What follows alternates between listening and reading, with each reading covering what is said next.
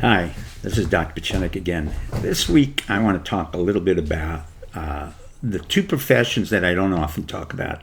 Number one, I have been an executive producer of TV shows, and I did 2 4-hour miniseries. And as a result, I vote for the Emmys on TV, and then I vote for the Academy Award through the Producers Guild. But more importantly, I want to talk about the Emmys because I really couldn't watch any of their shows. I didn't think any of them, of the 350 different shows, were any good. They were prosaic, they were old, they were derivative. But the one television show I understood that was absolutely brilliant was the one I could not refuse, and that was the Donald Trump show.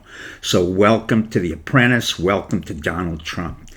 Every one of you who thinks there's something wrong with Donald Trump, particularly the left, better think of this notion that Donald Trump is working us the way he would work a TV show. He is the executive producer, understanding very well that America needs show business. Number two, he's the writer who knows how to put cliffhangers in. What do I mean?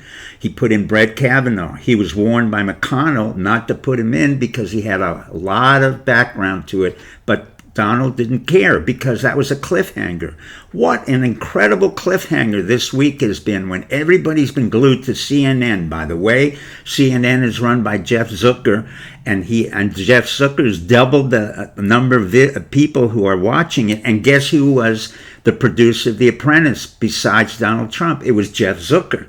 So Jeff Zucker is also getting to be quite well known because of CNN. And guess what? Rachel Maddow has now 3 million people watching because now she can attack Donald Trump. Is this by accident? No.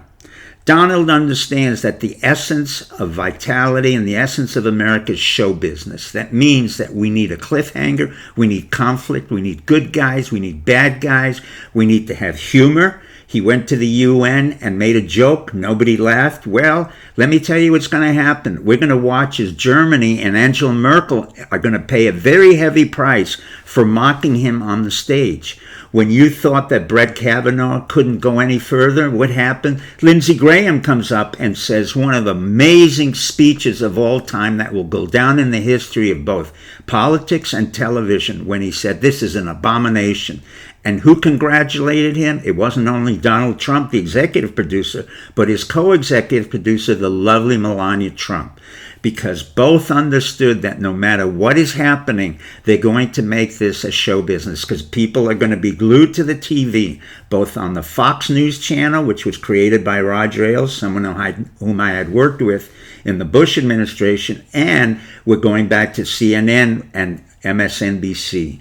So when you think something is out of order, it doesn't make sense, you better look for who are the main characters, what's the adversarial nature of the game, who are the bad guys, what's the resolution, how long will it take before we find a resolution, are we going to have a happy ending or a sad ending? Now, many of you may think I'm mocking the end result of Roe versus Wade on abortion, and the answer is no. Something will come out of that. Will it be the law of the land? I don't know, but the law of the land has never really been very impressive to many of us because it's not the law itself that counts, it's the implementation of the law. With a system that's corrupt among judges from the local level, like we have in Bradford County, to the other counties that we have in Florida, to the judicial system in Miami-Dade, to the Superior Court system, what we have is corruption. And in turn, Donald Trump understands how to use that because he's going to make a cliffhanger out of it.